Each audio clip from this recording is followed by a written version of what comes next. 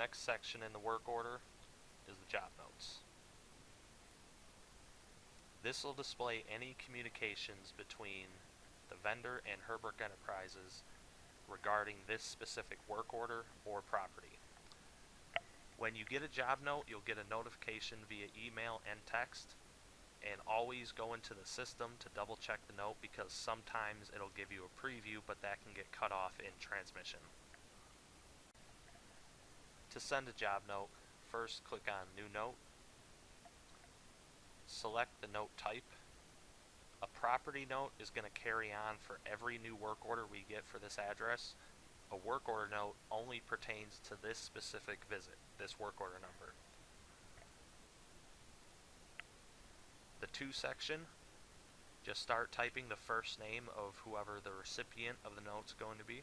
In this case, it's Ron Herbruck. And then select his name from the drop down. You don't have to worry about reminder date right now. And then note body is the communication itself.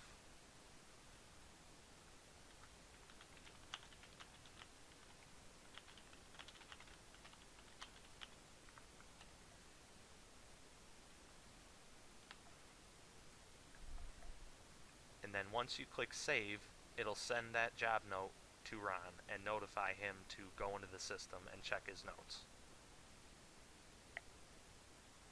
Next is the PCR, or Property Condition Report.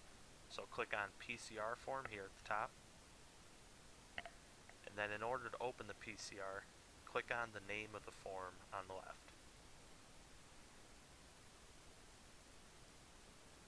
Now, one thing to remember with the PCRs, they must be filled out in entirety.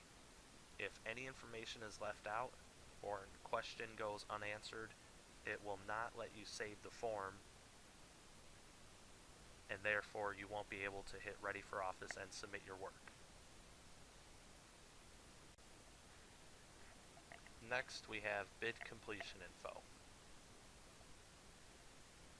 This is where you're going to submit all of your bids and all the work completed work details. To add a bid or completed item, start with Add Line, and then select the item description from the drop-down menu. If it's something that isn't listed in here already, you can go to the very bottom and click Other, and that'll allow you to type in your own custom line item. So for this one, as an example, we use bleach treat mold on drywall. Select the line item. If it's a preset price, meaning it's universal between all of our clients, it'll already be in here.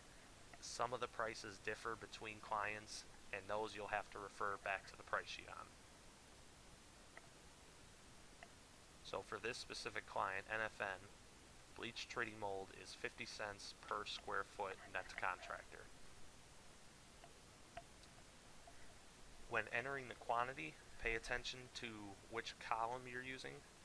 There's a left quantity box that represents a bid and a right quantity box that represents a completed item. If you use the left box, it'll tell the system recognizes it as a bid. If you use the right box, it'll invoice for that item because it's a completed item.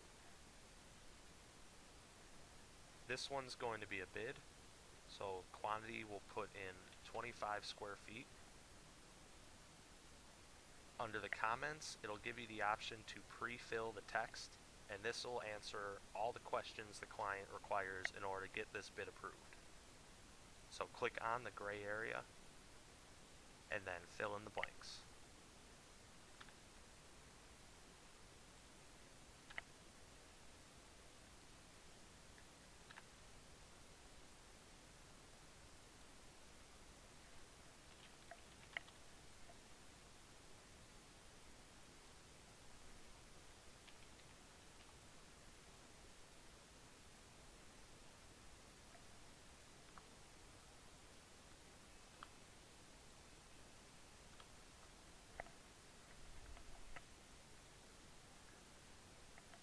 Now, one item to always make sure is present on the bid completion section is property condition photos. and that pertains to the flagging feature, which we'll go over in just a minute. But locate it in the drop-down menu and just put a 1 in for the bid quantity box. Once you have all the information on your bid and completion sections, click on Save, and you'll get a confirmation at the top.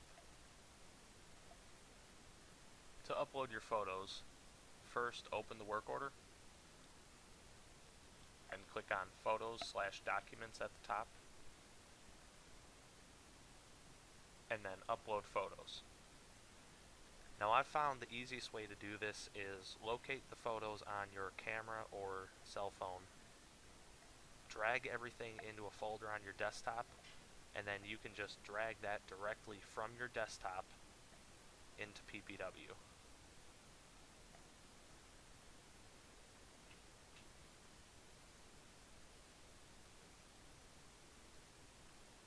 Once all the photos are loaded in the queue, click Start Upload.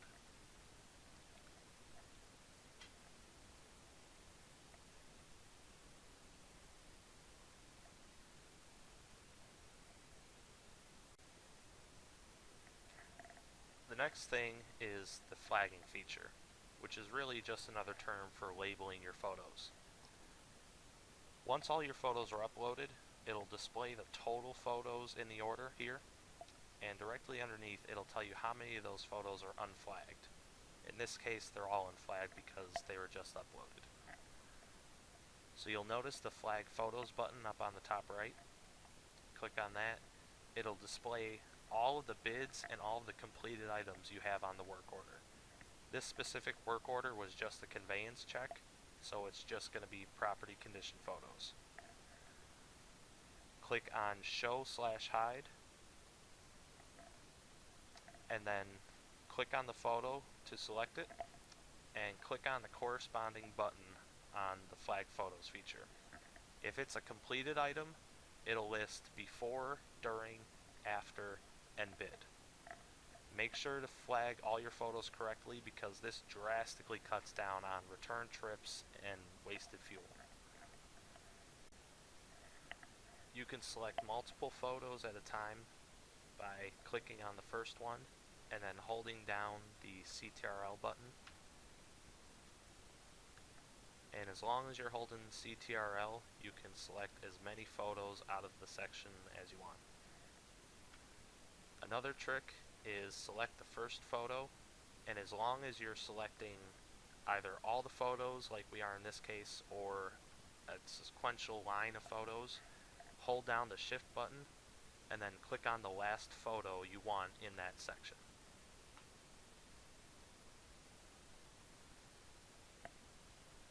The orange outline means the photo has been flagged. So if you refresh this page by just clicking Photos/Documents again, you'll see next to unflagged it says 0. The last thing to do is mark the order ready for office. So you're going to go back to the work order itself, which is the first screen, the general info button here in the white, and click Ready for Office.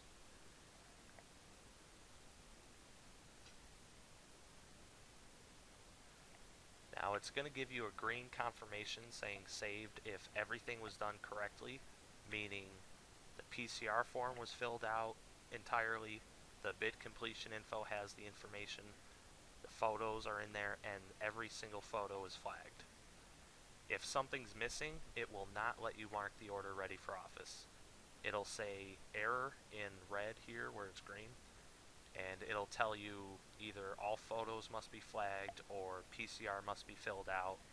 It'll usually give you an idea of what's wrong with the order, and then you can go back, fix it, and submit again.